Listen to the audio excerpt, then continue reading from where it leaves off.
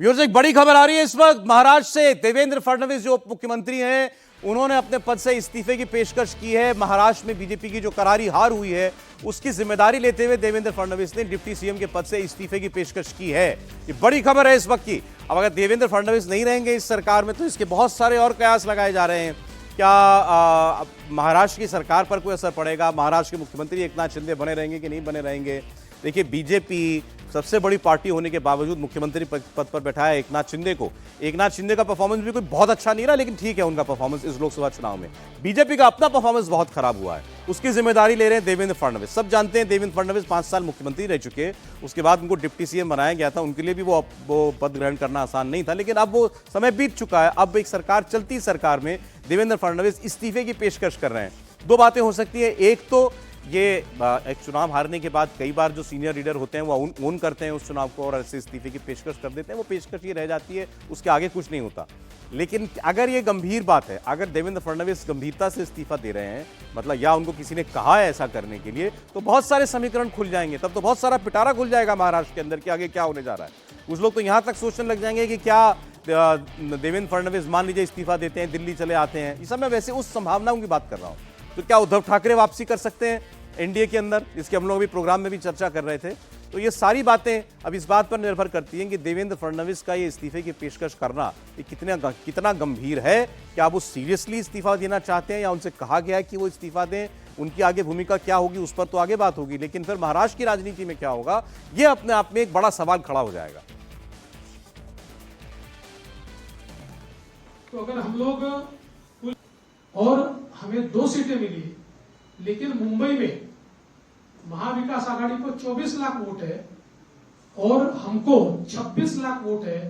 महाविकास आघाड़ी से 2 लाख वोट ये मुंबई में भारतीय जनता पार्टी और एनडीए ने। देवेंद्र फडणवीस वो अब महाराष्ट्र के सारा गणित लगा रहे हैं कि हमको इतनी कम सीटें क्यों मिली। आप देखें ना, जो इधर महाराष्ट्र के अंदर 18 पर एनडीए खड़ा है और 30 पर खड़ा हुआ है महाविकास आघाड़ी। इतना फर्क है दोनों के अंदर। तो महाराष्ट्र के अंदर हार तो बड़ी है भारतीय जनता पार्टी की। 42 सांसद हुआ करते थे 2019 में, घट करके 18 पर आ गई जो टैली है। तो लेकिन उसी के बाद ये खबर आई कि देवेंद्र फडणवीस इस्तीफा दे सकते हैं। उनका वो बयान एग्जैक्टली हम आपको सुनवाने की कोशिश कर रहे हैं अभी कि देवेंद्र फडणवीस ने कैसे कहा कि वो जिम्मेदारी लेते हैं इस परफॉर्मेंस की। आमतौर पर जो पार्टी के पदाधिकारी होते हैं, जो लोग पार्टी चला रहे हैं प्रदेश के अंदर, ये पहली जिम्मेदारी उन लोगों की होती है अगर आपके प्रदर्शन पर सवाल उठता है तो। लेकिन सीधे उप मुख्यमंत्री का ये कहना कि मैं इस्तीफे की पेशकश करता हूं, मैं हार की जिम्मेदारी लेता हूं हमारे गठबंधन की, ये थोड़ा विचित्र बात है। ऊपर भी हम लोग निर्णय करेंगे और साथ साथ महाराष्ट्र में चूंकि एक प्रकार से भारतीय जनता पार्टी की सारी जिम्मेदारी महाराष्ट्र में एक लीडर के रूप में मेरे ऊपर थी, तो ये जो हमारा महाराष्ट्र में डिबैकल हुआ है या जो हमें एक प्रकार से हार मिली है, हमारी सीटें कम हुई है, इसकी पूरी जिम्मेदारी ये मेरी है। मैं इस जिम्मेदारी को स्वीकारता हूं। कहां कमियां रही है उसको पूरा करने की कोशिश करूंगा।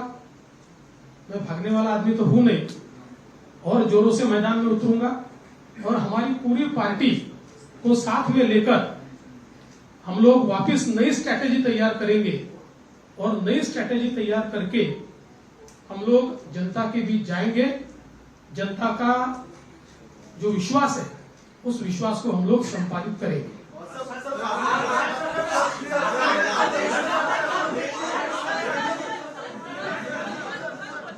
देवेंद्र फडणवीस कह रहे हैं मुझे महाराष्ट्र सरकार से मुक्त किया जाए, मैं जनता के बीच जाऊंगा, दोबारा काम करूंगा, अपनी कमियों को, हमारी जो कमियां रही हैं संगठन की, उनको मैं दूर करना चाहता हूं।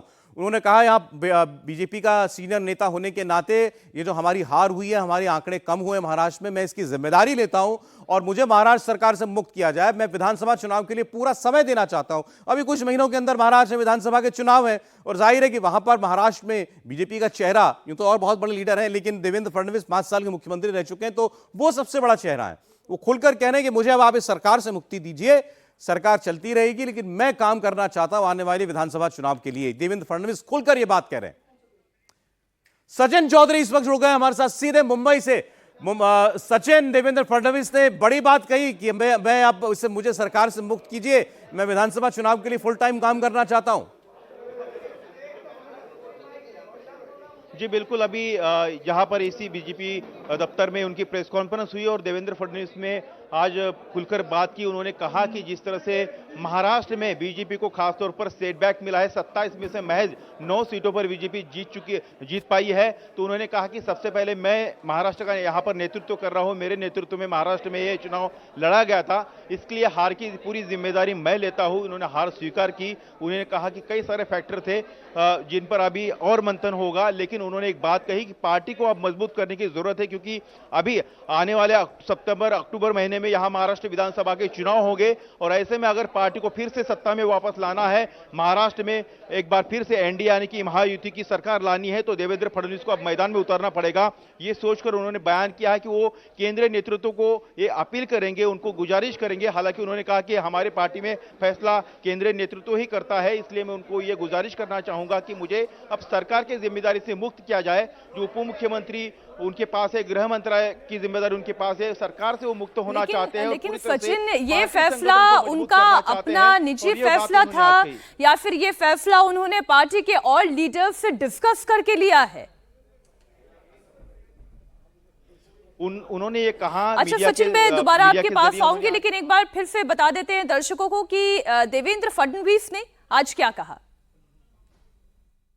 महाराष्ट्र में चूंकि एक प्रकार से भारतीय जनता पार्टी की सारी जिम्मेदारी महाराष्ट्र में एक लीडर के रूप में मेरे ऊपर थी, तो ये जो हमारा महाराष्ट्र में डिबैकल हुआ है या जो हमें एक प्रकार से हार मिली है, हमारी सीटें कम हुई है, इसकी पूरी जिम्मेदारी ये मेरी है। मैं इस जिम्मेदारी को स्वीकारता हूं।